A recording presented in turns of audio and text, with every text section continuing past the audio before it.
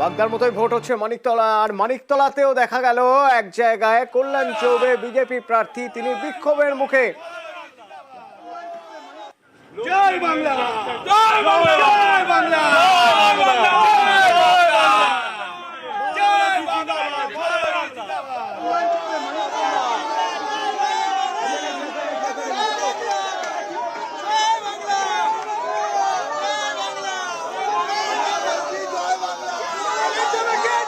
পারাদীপ প্রতিনিধি আমার সঙ্গে রয়েছে। পারাদীপ, বিজেপি প্রার্থী কল্যাণ চৌবেকে ঘিরে বিক্ষোভ কেন? সকাল থেকেই কল্যাণ চৌবে বিজেপির প্রার্থী মানিকতলা বিধানসভা কেন্দ্রের উপনির্বাচনে তার কাছে কিন্তু বারে বারে অভিযোগ আসছিল, ফোন আসছিল যে বিভিন্ন জায়গায় কিন্তু জমায়েত দেখা যাচ্ছে, বুথের কাছাকাছি, বুথের 100 মিটার 150 মিটারের মধ্যে জমায়েত দেখা যাচ্ছে এবং সেই জমায়েতের বেশ কিছুটা অংশ বা বেশ কিছু মানুষজন তারা এলাকার নয়, বহিরাগত। এবং সেই অভিযোগ পেয়েই বেলা 11:30-12টা নাগাদ কল্যাণ চৌবে তিনি কিন্তু মানিকতলা বিধানসভা কেন্দ্রের অন্তর্গত বিভিন্ন ওয়ার্ডে তিনি পরিদর্শন করতে বেরোন, টহল দিতে বেরোন এবং সেখানে 31 নম্বর ওয়ার্ডের বিভিন্ন জায়গায়, একদিকে যেমন বড় পার্ক, অন্যদিকে কাকুরগাছি মোড়, বিভিন্ন জায়গায় কিন্তু তিনি হাতে নাতে কয়েকজন ভোটারকে ধরেন এবং ভোটারকে ধরে তাদের জিজ্ঞেস করেন তারা এখানে কেন ঘুরছে।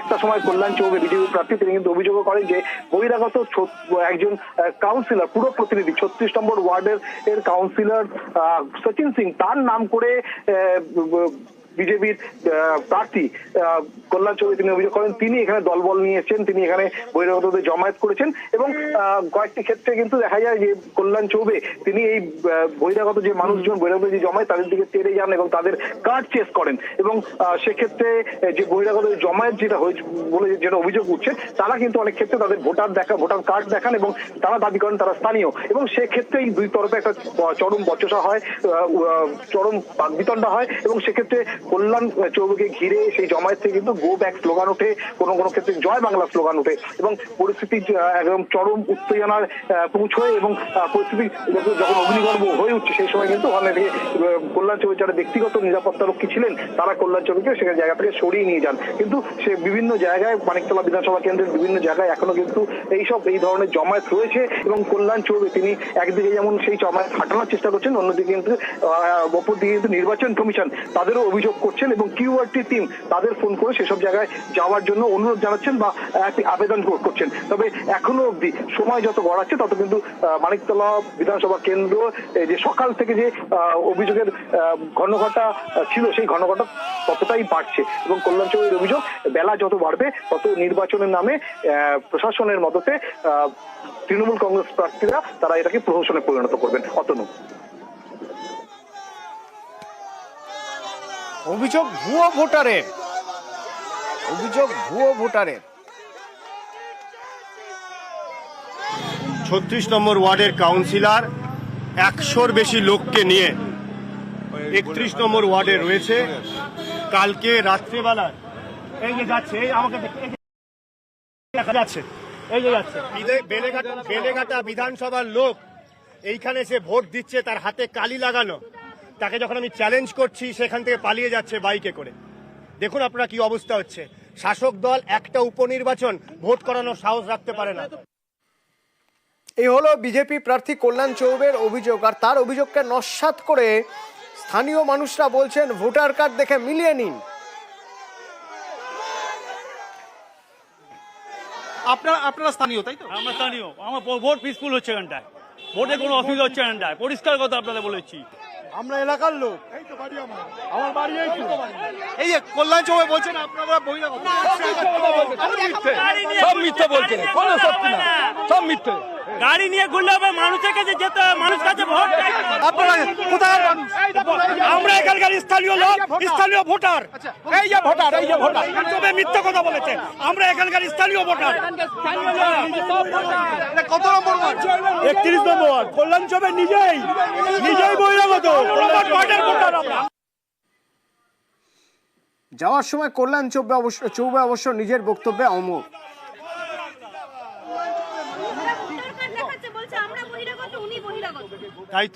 তাই তো বলবে, একজনের একই নামে 15টা ভোটার কার্ড আছে, অসংখ্য এখানে আধার কার্ড জেরক্সে কালার জেরক্স দিয়ে তৈরি করা হয়। না, বিক্ষোভ শুরু করছে না, এই বিধানসভার লোক নয়, অন্য ওয়ার্ডের অন্য বিধানসভার এক একজন কাউন্সিলর তার সাথে 150, 200, 300 লোক নিয়ে আসছে। এখানে কারোর বিয়ে পৈতে অন্নপ্রাশন হচ্ছে না, তবুও 300 ছেলে পালা করে বুথের সামনে দাঁড়িয়ে জটলা করছে, ভোটারদের ভোট দিতে দিচ্ছে না। প্রার্থী যদি বৈধভাবে আসে তার কার্ড নিয়ে প্রার্থীকে গো ব্যাক বলা হচ্ছে, জয় বাংলা বলা হচ্ছে। আপনি এর থেকে কি আশা করতে পারেন? এদিকে রানাঘাট দক্ষিণে কেন্দ্রীয় বাহিনীর বিরুদ্ধে মারধরের অভিযোগ, আর তাই কেন্দ্রীয় বাহিনীকে ঘিরে ধরে বিক্ষোভ দেখাচ্ছেন মানুষ। রঞ্জিত প্রতিনিধি আমার সঙ্গে রয়েছেন। রঞ্জিত, কেন্দ্রীয় বাহিনী থাকলে তো সুষ্ঠু অবাধ ভোট হবে, সেটাই তো কাম্য। তো কেন্দ্রীয় বাহিনী অকারণে মারধর করলো, এরকম অভিযোগ। দেখো, রানাঘাট দক্ষিণ বিধানসভা কেন্দ্রের নোকারি গ্রাম পঞ্চায়েতের 172 নম্বর বুথ রায়নগরের ঘটনা। সেখানে যেটা অভিযোগ হচ্ছে কেন্দ্রীয় বাহিনীর বিরুদ্ধে, যে কেন্দ্রীয় বাহিনী হঠাৎ করে কিন্তু লাঠিচার্জ শুরু করে এবং শুধু সাধারণ ভোটার নয়, তৃণমূল কংগ্রেসের কর্মী সমর্থকদেরও মারধর করে বলে এমনটাই অভিযোগ। ঘটনার খবর পেয়ে মুকুটমণি অধিকারী তৃণমূল কংগ্রেস পার্টির টিমে ছুটে যান। সেখানে কিন্তু কেন্দ্রীয় বাহিনীদের ঘিরে কিন্তু বিক্ষোভ যারা জমায়েত করেছিলেন বা তারা মার খেয়েছেন, তারা বিক্ষোভ দেখান। তাদের যেটা অভিযোগ, কেন্দ্রীয় বাহিনী হঠাৎ করে কিন্তু লাঠিচার্জ করে এবং তারা জানে কি সকাল থেকে মুকুটমণি অধিকারী কেন্দ্রীয় বাহিনীর বিরুদ্ধে কিন্তু সরব হয়েছেন। তার যেটা অভিযোগ, কেন্দ্রীয় বাহিনী ঠিকঠাক কাজ করছে না, ফলে কেন্দ্রীয় বাহিনীর সাথে কিন্তু তারও কিন্তু বাগবিতণ্ডা হয়। যদিও পরবর্তী সময় সেখান থেকে কেন্দ্রীয় বাহিনী চলে যায় এবং পরিস্থিতি অনেকটাই নিয়ন্ত্রণে আসে এবং এই মুহূর্তে সেখানে ভোট গ্রহণ প্রক্রিয়া ঠিকঠাক করে চলছে। ধন্যবাদ।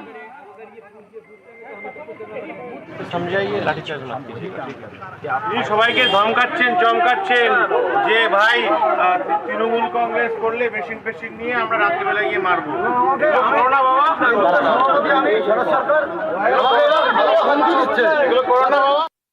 কেন্দ্রীয় বাহিনী গুন্ডা বাহিনীকে পাঠিয়েছে, তারা 200 মিটারের বাইরে শান্তিপূর্ণভাবে টেবিল খাটিয়ে কেউ বসে থাকলে তাদের উপরে সে অত্যাচার করছে, নির্বিকারে লাঠিচার্জ করছে, বাড়ি দিয়ে যাচ্ছে।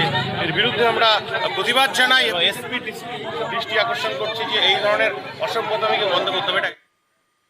এদিকে রানাঘাট দক্ষিণের পূর্ণগ্রাম, সেখানেও পূর্ণনগর, সেখানে গতকাল রাতে বিজেপি কর্মীর উপর বিজেপির নেতা, বিজেপির পোলিং এজেন্ট, তার বাড়িতে হামলার অভিযোগ, ভাঙচুরের অভিযোগ, আর সেই সময় গুলি চালানোরও অভিযোগ।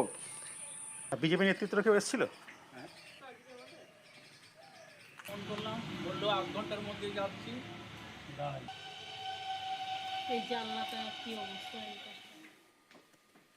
টিএমসির গুন্ডা বাহিনী এসেছিল 2 জন মোটর সাইকেলে করে, তারপরে আমার জানালার কাঁচ ভেঙে দিয়েছে, প্লাস 2টো গুলি করেছে।